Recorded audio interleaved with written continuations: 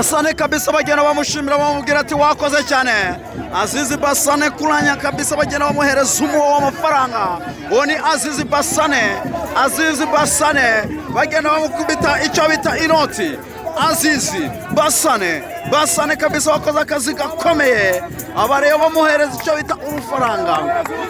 Ati ngwino kabisa. Ati tubwire akanyenyeri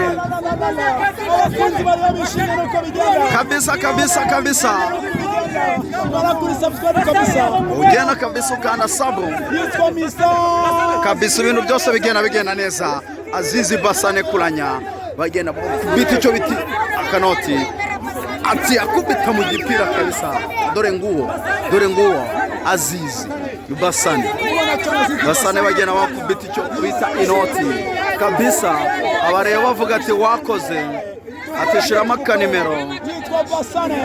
Azizi Basane kabisa kubita icyo bita inoti.